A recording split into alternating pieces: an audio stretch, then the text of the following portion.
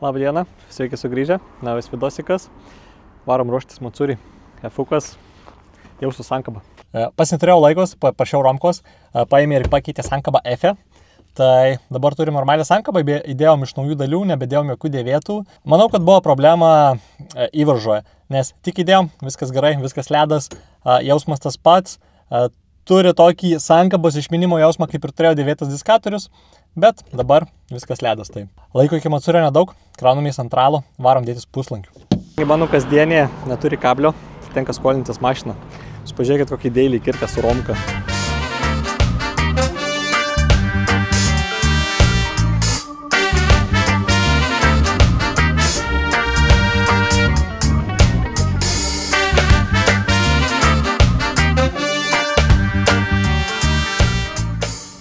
Viskas, atvarėm pas Mantą, nusikrovėm mašiną. Dažnai aš čia pasakoju, man tas darė tą, man tas darė aną, veikia tą, veikia aną, tai gal tiesiog einam pas patį Mantą, paklausim, ką jis veikia, kaip jis daro ir pats papasakos, ko jis ten užsiema.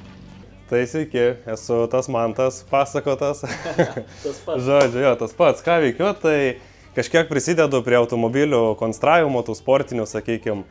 Tai pagrindė, ką darau, turbūt puslankius, krešbarus ir visokiais menkniekiais užsiemu. Paspausdinu kartais kažką, tai galiu parodyti kažkokį tai darbelį.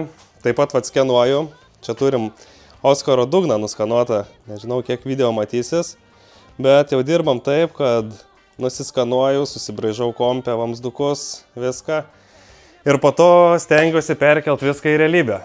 Tai vat. Pabandysim išsilenkt, pažiūrėsim, kaip gausis. Turbūt Oskaras gal paskui parodys, kaip kas gavosi. Ir tiek. O kodėl būtent taip darai ir kodėl perėjai iš paprasto to metodo? Turbūt seniau paprastai darydavai, ar ne? Jo, anksčiau darydavau paprastai, ten, sakykime, su kažkokiam vėlutėm lankstydavais ir panašiai, matuodavai vietai. Tai kodėl perėjau prie šitokio, tai manau, profesionalumas didesnis. Ta prasme, visada padarai taip, kaip nori. Tiksliai viską, gali keisti dizainą per kompiuterį ir finale gaunasi greičiau turbūt. Tai, tai tie du kriterijai, gal daugiau, nežinau, rašiau, kad laikas, kokybė ir tiek. Puslankius dar biškį pamiksuoju, sakykime, padėlius kažkokius tai skanuojusi, darausi per kompiuterį. Ten, jeigu virinamas, sakykime, puslankis yra ten mašina be salono, tai senuoju būdu tiesiog prisimatuoju ir viskas. O jeigu su salonu, ten kažkokia brangesnė mašina, klientas nori, kad visi kilimai paliktų ir panašiai, tai tada skanuojasi visą automobilį ir su kompiuteriu darau. Čia irgi gal raščiau pavyzdį vieną kokį. Tai va, turim pavyzdį, sakykime, šiek tiek brangesnio varianto. Tai va, ką matom, turiu nusiskanavęs visą kėbulą iki smulkmenų visur. Išsiskanuojam padėlius, priekinius, galinius, po to pasistatom vamzdį, spyrius. Čia jau X-ų nedariau, nes mano atveju nėra verta, man paprasčiau yra realybėje visokius tuos X-us pasidaryti skersinius. Nu, nesmė, čia darbo dalykai, jo, čia dėl greičio. Tai va, ir galim pamatyti pavyzdį, kaip atrodo jis dabar realybėje. Tai va, jisai jau čia buvo viskas į vidų įdėta, pamatuota, viskas tinka idealiai. Ką laukia miltelinis dažymas, sumontuosim. Mašina, nu tai čia ne krekždė ir ne kemšeštas, kurių turbūt daug daro, bet... Jo, čia tokia biški naujesnė ir atsakomybės didesnės, viskas su šita. Ką toliau galiu parodyti? Jo, čia kemšeštui bus šalto oro paėmimas. Tai... Preface'as, ne sedanas? Jo, čia sedano preface'as, bet realiai tai visų kemšeštų opcijos bus galimos. Turėsiu šalto oro paėmimo dėžę aliuminę su dangteliu ir šviečiamu tuo polikarbonatą, sakykim. Nu ir tiesiog šalto oro paėmimas ir panašiai. Vienas iš svarbiausių dalykų, vežant šitas mašinas mepintai kemšeštas, trimšeštas ir panašiai, visą laiką prašau pasidaryti tą šalto oro paėmimą, nes esu ir pats įsitikinęs, kažkada dar su gaisne, kai buvo pats pirmas variklis, nu atrodė, nu nevalino tą mašiną. Sukau galvą, kas gali būti, tai dar, man atrodo, tuo metu Bužovas sako, tu nusim kapotą, pabandys nusėmus kapotą, atrodo, ta mašina gyvybės tiek įgauna. Vien dėl to, kad paima šaltą orą, nebekarštą ir variklis ilgiau kapuoja, tai paprastas dalykas ir čia, manau, reikalingas modas šitas. Paliekam F-ą, dėsim puslankius, paliksim saloną, paliksim stogą, žodžiu, viduje viskas liks. Aišku, aš gal čia biški keuliškai pasielgiau, bet neišėmiau lopšių, pravaliau saloną, biški skubėjau, tai jau čia teks man to biški atsiprašyti ir ką, toj turėsim puslankius. O čia yra minimali konfiguracija ar dar kažkas turi būti? Jo, tai čia yra minimali konfiguracija plus diržų vamzdis. Turbūt tokias konfiguracijas dažniausiai žmonės renkasi, ar būna kažkokių dar labai specifinių, nežinau, poreikių, ar koks yra, sakykime, standartas, ką dažniausiai dedi? Tai dažniausiai turbūt va tokius ir dedu, sakykime. Šitas gerai dėl to, kad nebereikia sukti, sakykime, galvos, kur diržus pritvirtinti, o didesnės konfiguracijos tai jau mažiau renkasi žmonės, iš tikrųjų. Nes ir kiekvienas vamzdis prisideda pinigai, plus šitas atitinka reglamentą, mažiau svorio, na, turbūt ir nereikia, kaip sakyt, daugiau. Aš kaip įsivaizduoju puslankius, tai jaučiu tokius ir jie padėsim, nes kuo paprastesni, man nereikia to skersinuko, nes jau pasidariau kilpas, prisivirinau savo kėbulį, nes man kėbulo negaila, nu ir viskas, kad atitiktų reglamentą ir galėtumėm važiuoti, kur važiuosim. Tai pagrindas toks, čia dar matau labai gražiai išsaugotas visas salonas. Tai vienas iš variantų, kaip galima pasidaryti mašiną ir panašu, kad tai padarysim F. Žodžiu, rollbarai, crashbarai, įvairūs kiti kustominiai sprendimai, 3D printinimas ir panašiai. Kreipkitės į Mantą, Instagramas Mantas Kanapė, jums padės. Paliekam F ir laukiam, ką čia padarys. Labą dieną, sveikinamės iš Macurio ir atvažiavom į vietą, turime F-ką vietoj. Visų pirma, pirmas dalykas, ką turim porą dalykų, šiokių tokių naujienų, tai sudėjau man tas puslankis į F-ką ir išliko didžioji dalis salono, viskas tvarkingai, tai kaip ir prašiau, liko lubos, liko šoninės visas apdailos, truputį apsipjaušiau tas šoninius, tos paminkštinimus, net nežinau kaip juos pavadinti, tos paralonus ir turim reglamentą atitinkantį pirmuką. Turėjom šiokį tokį konfliktą su nežinau net kaip pavadinti, tech komisaru. Jau prisikniso prieš pat Macurį, sako, šitą mašiną Macurį nevažiuos, netitinka reglamento, pradėjom ginčytis, tai antrą vairą traktavo kaip aštrę įsikišusią briauną salonę, tai va, negalima to keleiviui turėti, vairuotojui galima, tai gerai, viskas ok, dėl šito nesiginčinau. Taip pat ilgai ir nuobodžiai ginčinomės dėl skydelio. Man bandė išaiškinti, kad čia blogai, aš įsidirbinėjau, čia taip negali būti, bet kadangi viską žinau, kadangi čia viskas pagal reglamentą, buvau šitą įsinagrinėjęs, tai nieko prie to negalėjau prisiknisti ir turėjau sutikti, kad šit skydelis ir serijinė dalis BMW gamintojo, o atitiek reglamentas prašo, tai atitinka reglamentą, galėsim lėkti. Tai va, turėjom padaryti dangtelį, aišku, ramkažmagis biški kūrybingai situaciją padirbėjo, nu, nebus vairo, tai kažką tokio įdomus padarysim, tai va. Gaila, nebus antro vairo, bet, nu vis tiek, mašina dvasios neprarado. Oras labai nestebinantis, einam po biškį ruoštis, apšilinėti ir bandysim įsivažiuoti su šitą mašiną, pajausti, kaip jinai čia važiuoja šiam sąlygom ir įsibandysim viską. Šiandien lekiu ant Zestino padangų, tai šiandien bandomės Zestino 265 UHP padangas. Turim vienas šiek tiek pašildytas iš namų ir kitas visiškai naujas. Sakė, jei pasišildai padangas prieš bent parą, tai jos gerokai ilgiau laiko. Ten įvyksta, nežinau net kaip pavadinti, vulkanizacija, ne vulkanizacija, nu žodžiu ten. Gumos sluoksniai suveikia viskas ir tada jinai turėtų ilgiau laikyti. Tai va, pabandysim pasilyginti, ar ilgiau laiko ar ne.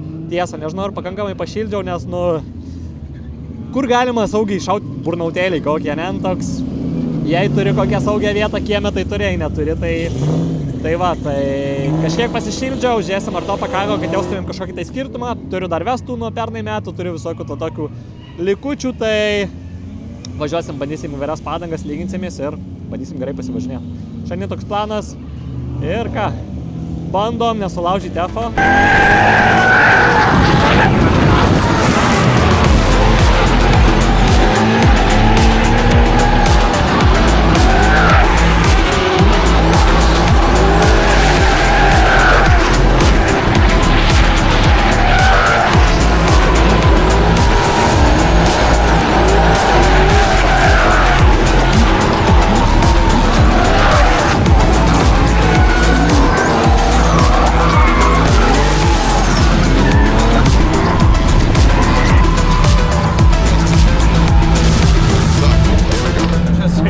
saugiau firmoje, atsiprašau, ne firmoje. Pats gamina tas traukės ir karočią nepasigamina savo normaliai, bet už tai va, prašom, operatorių. Pirmalinė, va. Rodykit pirmalinė. Nu, Ramoška atranka, daryk rimtesnė, kas čia vyksta, į ne tą pusę drifting hebra pradeda, nesuprantu, mes su Rimi žiūrėjom ir apakį sėdėjom. Lūžo varžtas.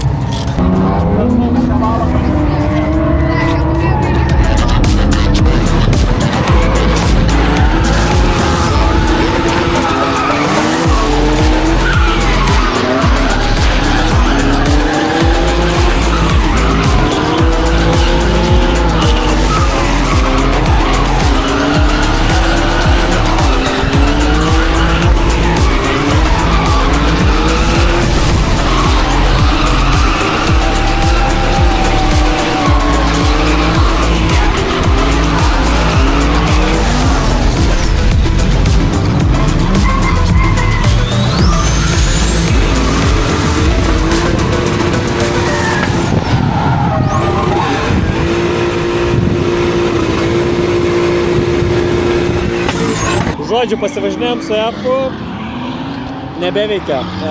Kažkur dingsta gale, įtariam kuro sistemą, galimai siurblys, galimai kontaktai, neaišku. Bandom įsiaiškinti, bandom gauti dalių, bet šiaip pasivažinėjom nemažai, atsivažinėjom grubiai 6 valandas Macurio ir priekis išgyveno, bet gale nutiko dalykų. Priekį bachūras šovė kažkokį labai keistą spiną.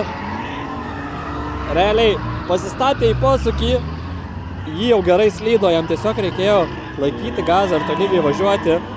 Kažkodėl vidury posūkio persimeta į priešingą pusę, kerta per stabdžius ir sustoja trasoje. Nu, neturėjau kur dingti, už manęs dar čiuvas buvo, tai dar sekundę padvejojau, gazą numečiau sankabą, bandžiau praslyst pro jį, bet akivaizdu, kad neišvengiau. Tai išlaužėjimų važiuokliais varžtą, tie patys bairiai kaip ir su E82 kėbulais, nieko naujo, nes praktiškai ta pati stebulė. Čia buvo kažkoks nutikimas. Iš tikrųjų net neatsimenu, man atrodo patekau į 3-4 maštą su muštinį, ten sulaužiau gyčiui stalerūnui pusę važiuoklės ir priekį buvo žmogus, už manęs dar žmonių, nu ten žodžiu. Kažkaip magiškai mano mašinai nieko. Pabraukiau šonus su šitą pusę, nieko nesulankstė, viskas gerai, viskas puikiai, viskas tvirta, viskas laiko. Įdomiausias dalykas, kad su šitom padangom atvažiavau grubiai, po kažkur 30 ranų pamečiau skaičių. Tai jo, jos gal ir pradėjo luptis, bet su jokia kita padanga nebūčiau tiek nuvažiavęs. Realiai, jeigu su Visleiku būčiau atvažiavęs 20 kokią ratų, būtų buvę gerai. Aišku, jie ir geriau kimba, bet Matsuriai tokiam renginiui kaip čia, net nereikia daugiau to sukibimo. Tiek, kiek yra jo puiku, perspiri sankabą, jauti tą stumimą, jauti kabinimą, bet tuo pačiu nesi žiauriai greitesnis už visus, kurie lekia ant kinų, ar kurie lekia ant tiesiog siauresnių padangų. Esi greitesnis, bet ne per baisiai, dėl to viskas suvaldoma, kontroliuojama ir smagu realiai važiuoti. Gali ir tave ir kiti pavyt, ir gali kitus pavyt. Tai labai patiko, iki galo tolygumas, padanga ilgai laiko ir esmė tame, kad nelengva, ko aš važiuoju. Daug dūmo, padangos kaista ir to nemėgsta, tai čia jaučiu jemplį toko šitą uždėti, tai čia visą Matsuri atvažiuoti, čia kosmosas. Tai va. UHP patiko, pirmi testai, nice. Sukibimas, ok, durabilities, kosminis. Bandom gal surasti siurblį, galvojam, kad kuro siurblys, tas, kuris stovi toinyke našesnis, bet kažkaip abejoju, bet toks bandom, kad pabandyti, visai būtų nieko sustvarkyti ir dar pavažiuoti, bet tuo pačiu, jeigu ne, tai neliūdna, nes jau atvažiavom daugiau nei pusę Matsurio ir nėra gaila. Tai va, žiūrima, ar pavyks kažką padaryti F-ukui, bet kol kas Matsuris užskaitytas.